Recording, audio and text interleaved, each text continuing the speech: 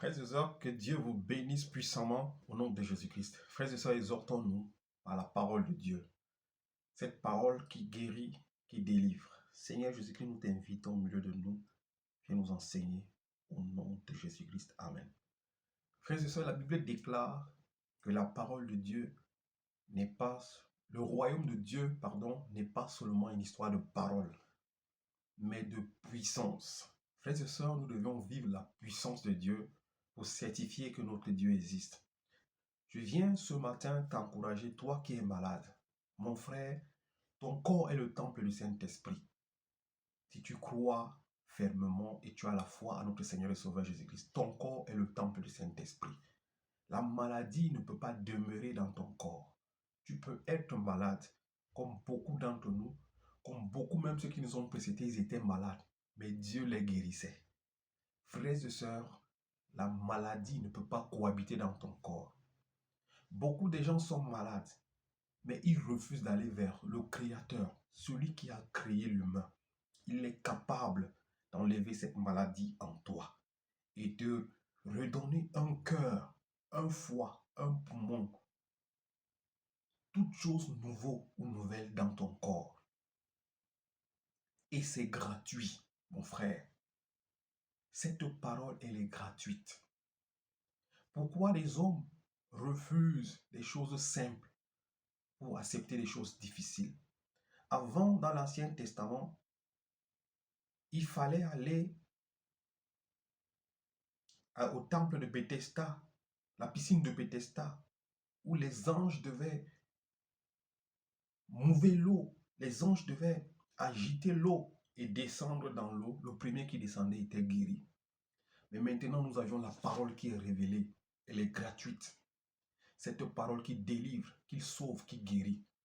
Lisons la parole de Dieu, frères et sœurs. Proverbe 8, Proverbe 3, verset 8, nous donne une révélation sur la guérison. Proverbe 3, verset 8. Cela apportera la guérison à ton corps et un rafraîchissement à tes os. C'est un conseil ici que Ecclésiaste donnait à son fils. Je peux lire même à partir de verset 5. Confie-toi en l'Éternel de tout ton cœur et ne t'appuie pas sur ton intelligence. Reconnais-le dans toutes tes voies. Il rendra tes sentiers droits. Ne te prends pas pour un sage. Crains l'Éternel et détourne-toi du mal.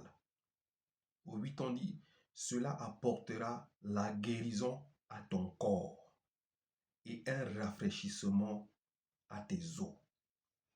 Frères et sœurs, la crainte de l'Éternel apporte la guérison à nos corps et un rafraîchissement à nos os. Beaucoup de gens se prennent pour des sages. Beaucoup de gens pensent qu'ils sont intelligents. Voilà pourquoi beaucoup ne peuvent pas guérir. Parce qu'on ne veut pas craindre l'Éternel et reconnaître sa grandeur et sa puissance. Mon frère, ce matin, je vais te dire, l'Éternel a la capacité de te guérir. Si tu le crains et tu mets sa parole en pratique, cette parole sera une guérison pour ton corps, un rafraîchissement pour tes os. Il est écrit qu'il criait à l'Éternel et il envoya sa parole et elle les guérit. Le Seigneur Jésus-Christ dit, si vous ne mangez pas mon corps, vous ne pouvez pas avoir la vie, ni la vie éternelle. Le corps du Christ, c'est sa parole. Cette parole qui apporte la vie en nous et la vie éternelle. Il dit, ces paroles que je vous ai dites sont esprit et vie. Mon frère, les paroles de notre Seigneur et Sauveur Jésus-Christ sont esprit et vie.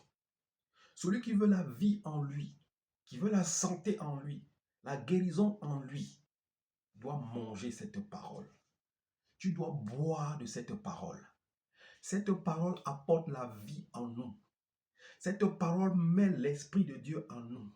Cette parole chasse les maladies en nous.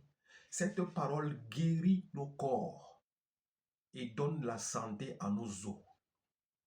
Ce matin, mon frère, ma soeur, Tu n'as pas besoin qu'on t'impose les mains. Tu n'as pas besoin qu'on prie pour toi. Mais cette parole, elle est vie et esprit.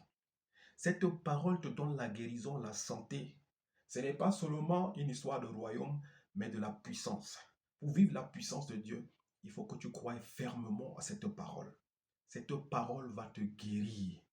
Cette parole est capable de te rajeunir comme l'aigle.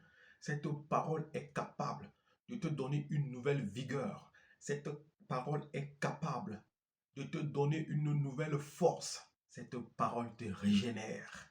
Voilà ce que je voulais partager avec toi ce matin, mon frère, ma soeur. Que Dieu soit loué pour sa parole. Cela apportera de la guérison à ton corps et un rafraîchissement à tes os. La parole de Dieu apportera la guérison à ton corps et un rafraîchissement à tes os. Médite-la jour et nuit, que ce livre de la loi ne s'éloigne point de toi. C'est alors que tu réussiras, que tu auras du succès, que tu auras la santé, que tu auras la paix, que tu auras la joie. Il n'y a pas la magie en Christ, c'est la foi. La Bible déclare que le Seigneur Jésus-Christ est le consommateur de la foi. Il aime ceux qui ont la foi. La Bible déclare que le royaume de Dieu appartient à ceux qui se font violence. Violente-toi, mon frère, ma soeur, toi qui es malade. Ne reste pas là, tu cohabites avec la maladie. Tu fais semblant. Ne joue pas toi l'intelligent. Si tu es encore en vie, ça veut dire qu'il y a des possibilités. Mais si tu meurs, tout est fini pour toi.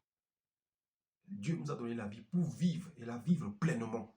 Alors recherchons la vie. Recherche la vie dans ce livre. Recherche la vie, la guérison. Ton corps recevra la guérison et la santé. Que Dieu soit loué et qu'il t'ouvre l'intelligence afin que tu comprennes les mystères de sa parole et que tu guérisses. Et surtout que tu témoignes la grandeur et la puissance de Dieu dans ta vie. Au nom de Jésus-Christ, Amen.